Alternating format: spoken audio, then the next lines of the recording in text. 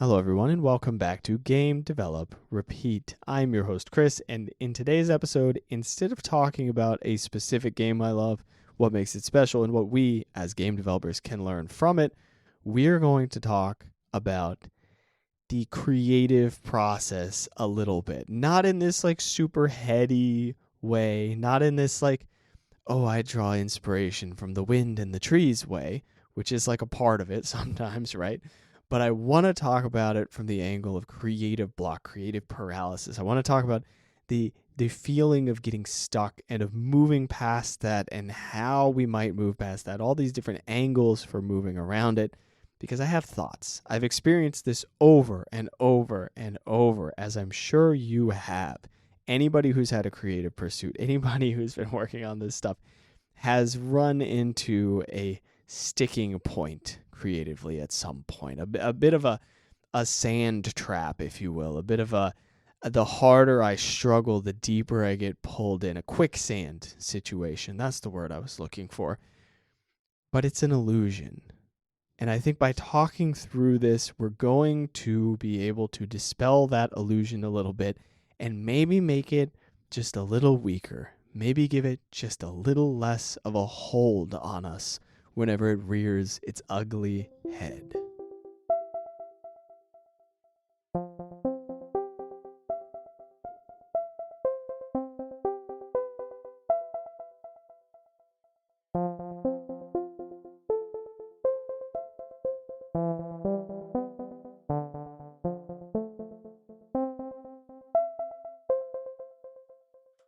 In my opinion, one of the most important things to understand when you start working on a creative project, especially a larger scale one, is that there are no guarantees. There are no guarantees. And I don't mean this in terms of financial success. I don't mean this in terms of popularity. I don't mean any of that. I mean this in terms of what the project is going to become. There is no guaranteed path that this project is going to lead you down. When you start working on this novel, when you start working on this painting, when you start working on this game, you cannot be certain of the end result. This is my opinion. I think some people might view this differently, and it could be that they have a completely different creative process than mine. But the way that I work, at least, is not a way that works well with this imagery of I know exactly what this project is going to be. And to clarify, if you have that feeling, that's good. There's this moment that happens where you go, I know exactly what this project is going to be. I know what it's going to look like. I know it from beginning to end. And you just feel that. But if you were to dig deep into that, and you were to write down every single detail of exactly what the project is going to be, and you're going to work out every single detail, and you're going to do all this, that's just the process of creating something. Now, you can write down the big points, the big sticking points, to keep you closer to those points for you to then work on the project. And, some people will outline, some people kind of freeball it as they're making their project. It's kind of a mix, It's kind of a mix for me. I do some scope containment, but I also just kind of go. I like to just go and discover what the project wants to be. And I'm a firm believer in the idea that you don't actually know what you're making until it's made. You don't know what it is until it's done. And I think it's really, really important to recognize this if you're somebody who works this way, because when you start and you have that moment where you go, ooh, I know exactly what this project is. It's beautiful. It's stunning. It's perfect. I can see it. I can feel it. That feeling will paralyze some people. That feeling will make you go, and I'm not going to work on it because I know exactly what it is, but it's such a big project, and now I have to execute perfectly. I have to line it up with exactly what this idea is, and how am I going to make it fit exactly this concept? How am I going to make sure that everything aligns to this vision that I have? You're fooling yourself. This is my opinion. I think that is you fooling yourself. I think that is you thinking that an amorphous blob of emotional energy with a few shiny, colorful pieces that have specific moods is actually a perfectly complete image of a project. I think that is you going, oh, and this scene will be cool, and this scene will be cool, and so will this scene, and then saying, and everything in between I fully understand, even though I've not imagined or visualized it or anything else. It may be the case that those scenes don't fit together, and that's scary. And if you start exploring this idea, you may discover that. But if you recognize from the outset that this is not actually a fully fleshed out idea, then you might be more willing to say, ooh, those are these cool points that I hope exist, that I hope I can see in this. And I see their connections a little bit, and I want to flesh out those connections. I want to find this journey, and hopefully I can hit these places. I'm going to jot them down, and I hope they fit together. But if they don't, it's going to be because I found something even cooler, right?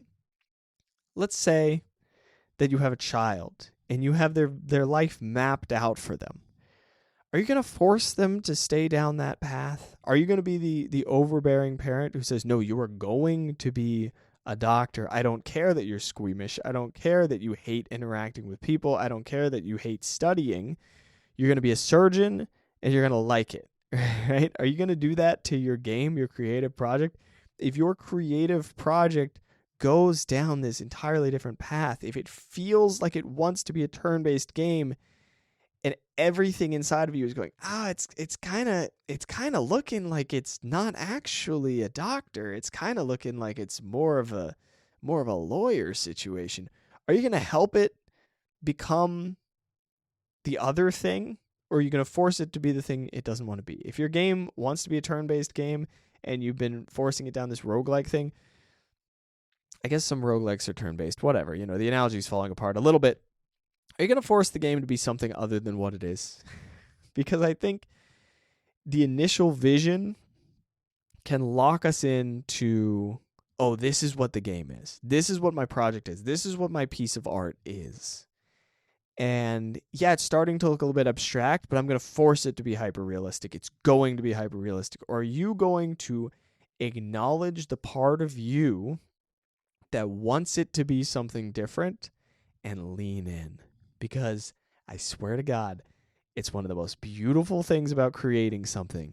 If you acknowledge that, if you lean into it, you're going to learn stuff about yourself. You're going to learn about these interesting little things that you're into. You're going to be like, ooh, wait, I kind of like this abstract angle. Like, because ultimately, the project is pulling you in that direction because you're pulling you in that direction.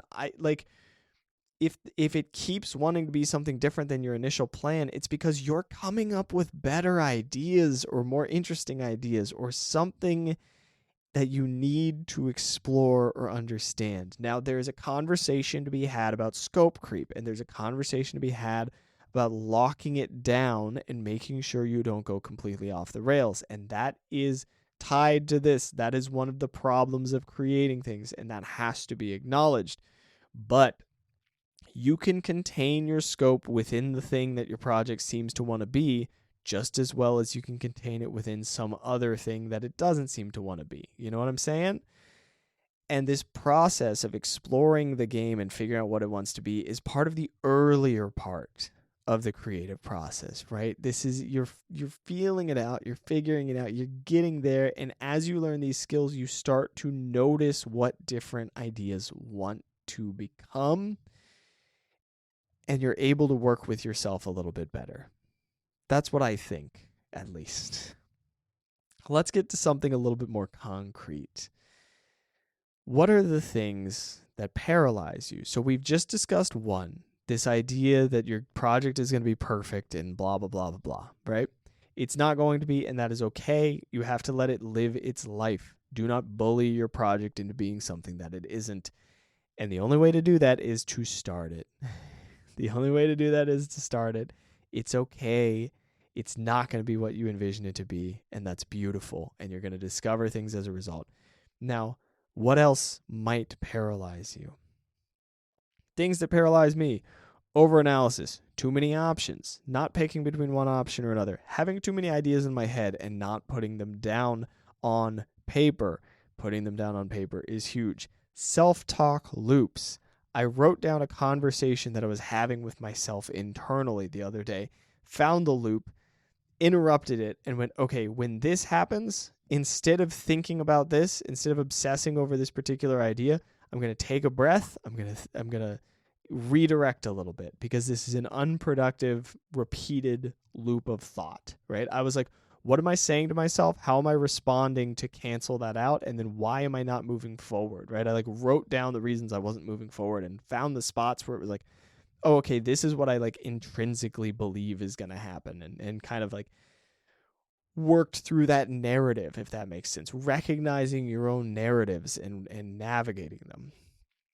Another reason you might get stuck is if you feel like there's only one path and it's too hard, or it's too high in scope, or too intimidating, or whatever. There's just one path and you don't want to go down it. There's other paths.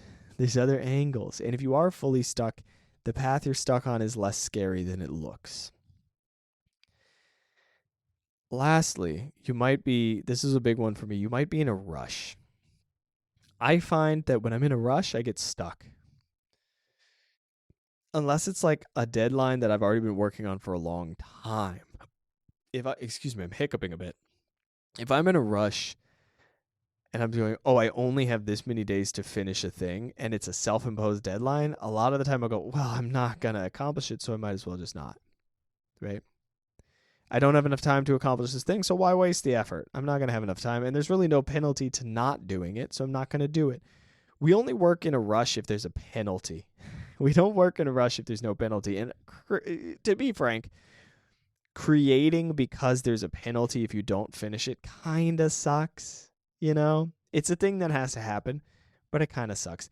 But I think if you can decrease these stakes, if you can decrease this rushness, the risk, all these, like, this feeling of I have to accomplish this now or else, if you can decrease that feeling and then just patiently and consistently work on your project, I think that will make it'll make you have less moments of getting stuck. Like, maybe you have a deadline, but give it a good bit of space and then work consistently, work patiently, right?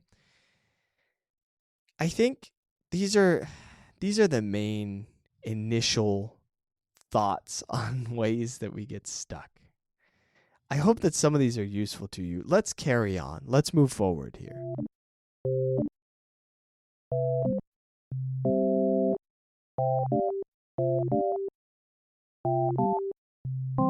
When you're actually developing something, what amount of power do you have? How powerful are you? Can you make this game a success? Can you make this piece of art beautiful? What can you do?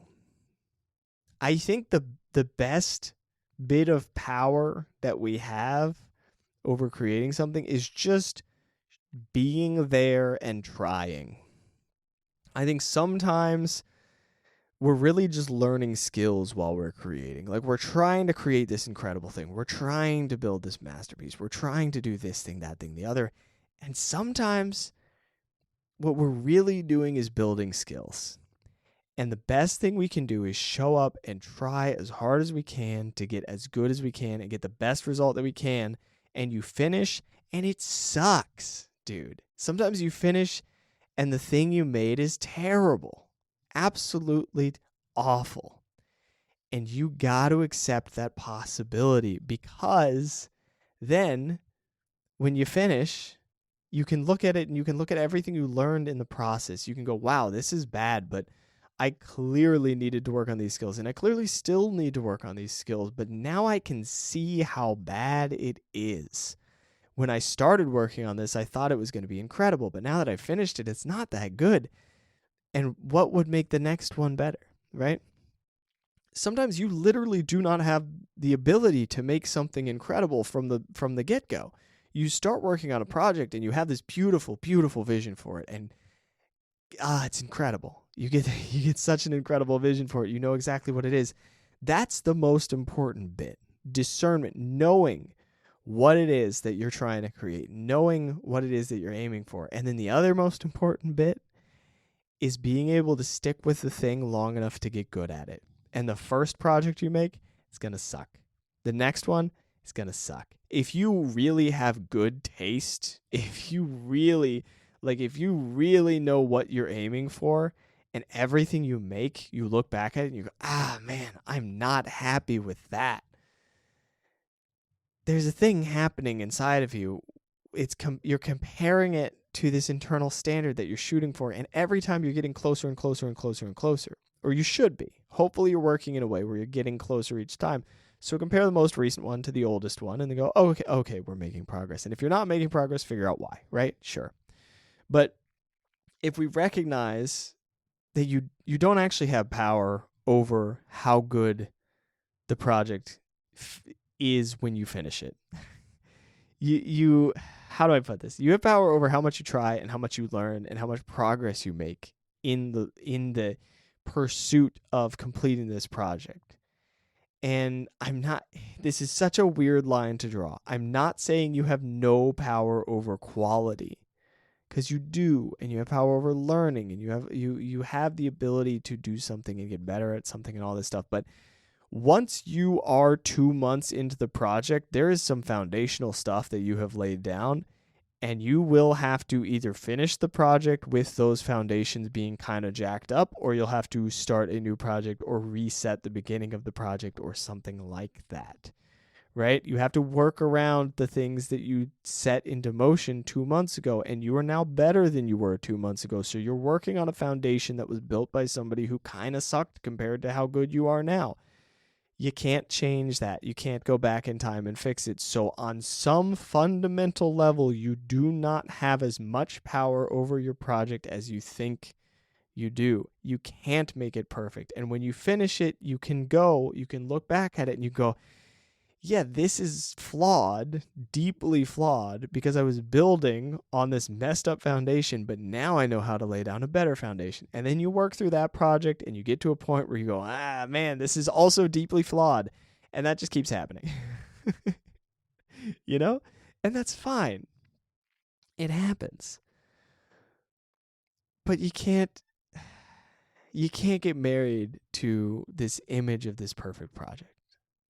It's going to be messy. And you're going to learn. And that's the joy in it, right? Like, learning stuff is the fun bit. And I think it's really important. I have not emphasized this part enough. I think this is really, really important. When you notice that your old work sucks, don't be a jerk about it. Don't be like, wow, I suck. You can look at it and you go, man, that's bad. That's not good. That's rough. That's terrible. Fine. Give it an assessment, but then don't beat yourself up about it. Go, oh, wow, I noticed that back then I didn't know how to do this yet. And now I do know how to do that. That's cool. I learned this. Focus on that side of it. Yeah, there's a part of you that goes, wow, I really sucked back then. Okay, fine. But draw something from that and don't just abuse yourself. Because really what you're doing is you're beating the crap out of a version of you that no longer exists. You're basically looking at an amateur and being a jerk to them. You're basically just being a jerk to somebody who is new to the craft. And we don't do that. We welcome people who are learning. You were learning. Be welcoming to yourself. Am I giving myself this advice? Yes. Yes, I am. Because I need to be kinder to my past self. We all need to be kinder to our past selves. And I think I'm constantly getting better at it. And I think you can too. Now, noticing things. This is the other bit. Noticing everything that is changing in your work, noticing all the progress you're making as you are working on something, noticing new details. If you can figure out the differences, the subtle differences between your work and somebody a little bit better than you, now you can get a little bit better. If you can see the small differences, not just the, wow, I drew a stick figure and they drew the Mona Lisa, we're miles apart from each other. But like, what is the difference between my stick figure and this better looking stick figure? What is the difference between my incredibly crude Mona Lisa and this slightly less crude Mona Lisa? then you can just learn. Then you can just take steps forward and forward and forward and forward. But you have to notice the differences. Not what is the difference between my indie RPG and World of Warcraft, but what is the difference between my platformer and this platformer that is slightly more successful than mine? What is the difference between my puzzle game and this puzzle game that's doing something similar? And maybe they do have miles ahead of you. Maybe there's a ton of stuff they're doing better than you, but you can notice what it is, right? They're similar enough to you that you can notice what's going on. And in your own work, just noticing what you like and don't like, noticing those extremely subtle emotional pulls that you get in one direction or another, where you go, something about that's off. What is it? If you can notice what it is, you're refining your own creative process. And why am I talking about this in an episode about getting stuck? Because if you're getting curious about what you're creating, it's going to keep pushing you forward. If there's something exciting to discover every day, if there's some little bit that you can uncover every time you work on something, if you're going, why is that a little off? There's something a little off about that. What is that? Or, ooh, why do I like that so much? That looks good. What do I like about that? If you have that curiosity, you're going to keep wondering about it. And it's going to drive you to keep working on projects and keep building your skills. And this is where I want to talk about a different angle, which is what I'm calling the invisible work, which is the stuff that happens away from when you're working on it. I think that having this passive level of curiosity, just kind of like deep inside of you, this little thing that's like living in the back of your brain that you're not actively processing, where there's just something going on where your brain is like, what is it that makes my art look a little different from that person's art? Right? It's just like you might be wandering around, you look at something in the background and you go, oh, that's weird. And it just like triggers something in your head. That sort of work, the work of just relaxing, of just resting, this stuff that's so important that we don't think about because we're not actively sitting in front of something and working on code. The work of enjoying your life and having moments during your life where you just go, wow, that's really beautiful. I want to share that with somebody. And don't think about it. You're not thinking about games right then. You're just enjoying a moment, right? That's not worth thinking about. When you're enjoying a beautiful moment, enjoy the beautiful moment. Have that emotional reaction. Let it become part of you. And then inevitably, unconsciously, this stuff will come out. You know, there's this invisible work will give you creative urges at other times. You'll go, ooh, this is exciting. Oh, this is cool. Oh, if you dig super, super freaking deep into your ideas, you're going to find out that you have an interest in this particular gameplay concept because of some weird crap that happened to you 10 years ago, right? Like you're going to find out that there's just some weird life experience or some game you played or whatever that you're drawing from. So just have those experiences and then don't be busy beating yourself up about not being productive. Screw that. Enjoy what you're doing. Live your life. Don't just think about creating stuff all the time. It's crazy, right? It can live in the back of your head a little bit, but like it's if you can fully just separate from that, then when you want to go work on stuff, it's going to be a little more exciting. Sometimes it's going to pull you and then you go work on it. Sometimes you're going to take space from it. And then when you go back to work on it, great. I think that's one of the reasons we get stuck too, is because we're thinking about it at all times. We're doing visible work constantly. And it's like we're just constantly thinking about confronting that blank white page, right, for writers out there. Or we're just constantly thinking about how am I going to do this? How am I going to do this? How am I going to do this? How am I going to do this? And it feels like you've been working on it all day, and then you don't want to go actually work on it, so you don't. That's another form of kind of blocking yourself. That's one that I've run into for sure. And then here's the last bit. This is my last thought about this whole getting stuck thing. There's a million and one reasons you can get stuck. I'm just hoping that this gets you more curious about why you're getting stuck and maybe gives you some passionate ideas about getting out of it. But here's the last one. Thinking about trying something might be harder than trying the thing. I had this experience recently. If you are considering trying to learn a new skill, considering trying to start a new project, considering trying to blah, blah, blah, blah, blah, if you're thinking about it, you might be putting in way more effort than it takes to just start learning it, because you're creating this elaborate theory in your head. You're going through every single step in your head about a thing that you know nothing about. And so you're hypothesizing, and you're having to hypothesize from like 12 different angles, and you're going through every single possibility, and you're giving yourself this like paralysis and this choice fatigue thing and all this stuff. Whereas if you just start studying the thing, if you just start working on the thing, if you just sit down, open up the engine and start throwing something together, sit down, go on the page, the white page, and start throwing together an outline, start putting pencil to a paper for a drawing. If you just start doing it, I think it's going to be a lot easier than thinking about trying to do it, thinking about doing it. So if you're thinking about it constantly, I don't know, man, set a time and then completely forget about it until that time and then go try it, you know? But like, it's so easy to get stuck in your head. And the single biggest bit of advice, the easiest solution, remarkably, the easiest solution to just getting so stuck is to find the smallest possible step forward and just take it immediately. Find a laughably small step, something you can do anytime, and just do that real quick. Just go, okay, boom, done, open the engine, open up the writing software, whatever. And then if you're trying to write something, then you can just be like, in the beginning there was a. You're going to go back, you're going to rewrite the first sentence. It doesn't matter. If you're writing anything good, you're going to do like 20 drafts, right? I don't know about 20, but you're going to do a bunch of drafts. Who cares? Make the first sentence suck. Make the first paragraph suck. The first chapter. Make the first draft suck.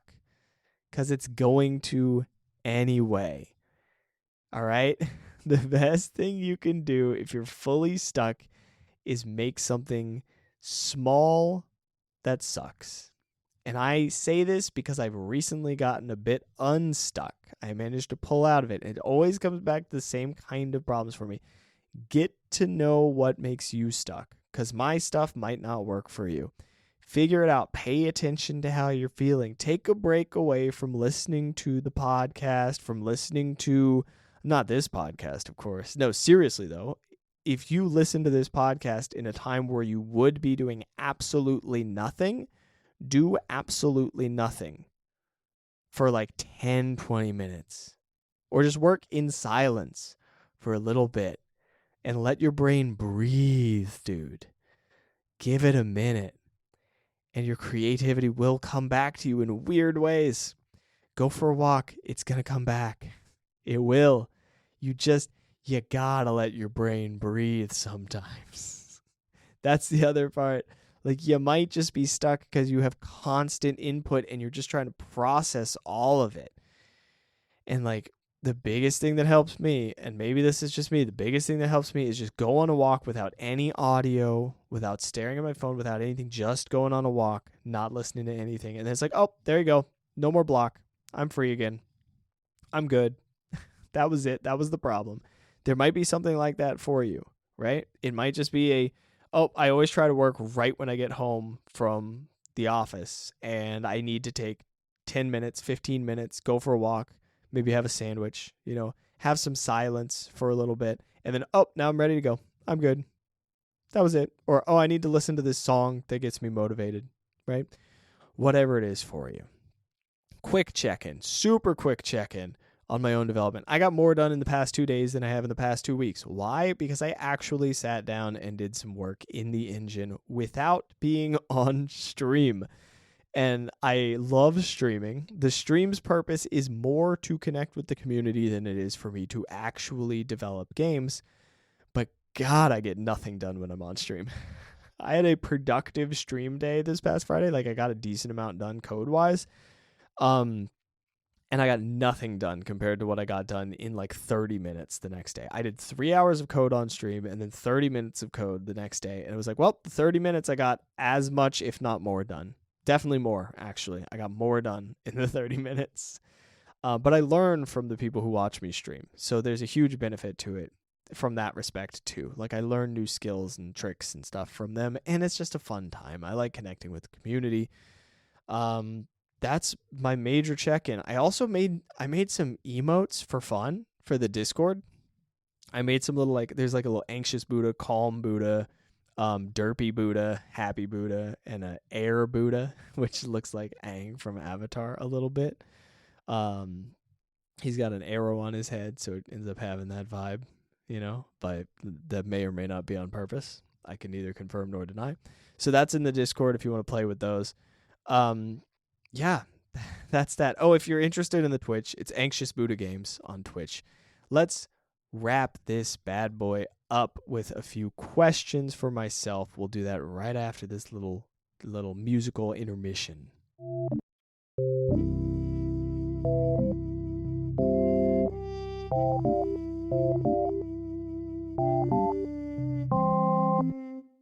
First question, what is the worst thing you can do for your creative energy? For me, it is life or death stakes. It is putting this feeling on it that this is me, this is my future, this is my personality, my identity, tying all of these things into creating things. I'm a creative person. This is what I do, blah, blah, blah. That ruins me. That is one of the worst things I can do for myself in terms of wanting to make things, is identify with it and make it the most important thing in my life. It crushes me. It's like every single decision I make matters so much, and then I can't do anything. It's paralyzing. The stakes are too high. So that's what it is for me. For you, it might be completely different. I think there are probably people who get a lot out of identifying as being super creative and like really, really connecting with that. And on some level I do, but if it becomes high stakes, then it becomes a problem for me. And then the second question I've got is, how can you get to know yourself better? I think it's important to know ourselves to some extent, but I think I try to do it on too much of an intellectual level. I think I try to understand myself in kind of like a verbal way, like I could write an essay on who I am or whatever. I think the best way I can get to know myself is to stop trying to understand myself linguistically and start letting myself just exist. If that makes any sense. That might be a little too meta. That might be a little too woo-woo. But if I can just let myself exist and just live in the space with myself without analyzing myself, without trying to put things into words, and just feel that, right? And just like notice whatever comes of it. Like notice my thoughts, but don't like get all meta about it. I think that might be a great way to get to know myself better. I think that would probably be huge. And I've got a tip for myself and maybe for you, maybe it'll help you out. Let's find out. The tip is, what version of the work, no matter how small, are you willing to do? This helps me get started all the time. Oftentimes it is open up the engine, open up Godot. I'm willing to do that. I want to go watch YouTube. I want to go watch the new episode of the Fallout series. I want to go read this book. I want to go play, it's always Stardew Valley right now. I want to go play Stardew Valley. But instead, I'm just going to open up Godot. I'm just going to look at the project real quick, see where I'm at. And then before you know it, I've been coding for like 2.5 hours, right? Or maybe it's been 10 minutes and then I go, you know what? I am going to go watch a show. I'm kind of feeling like doing that. Or maybe the smallest version of the work is to go for a brief walk and let myself breathe a little bit, right? But that's it for me. Those are my thoughts. There's a lot of thoughts today. I did consume a lot of sugar right before recording this episode, and I wonder if maybe that had an impact. I bet it did. These are the things we underestimate, right? So I think maybe less sugar for the next episode might be good. Might be a good change of pace because this felt pretty intense. Real quick, little housekeeping before we sign out here.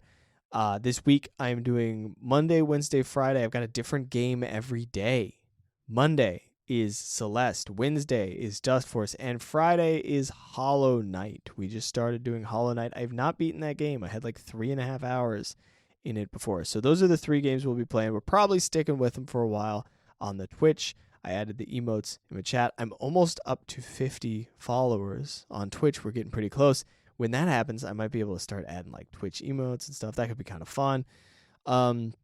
That's where we are there. So check that out if you get a chance, if you want to, if it interests you. That just doesn't interest some people. Some people just aren't into the live stream thing. I know it's super long form. I've still got the Ko-Fi if you want to contribute financially to the podcast. And the Twitch stream happens every Monday, Wednesday, Friday at 2 p.m.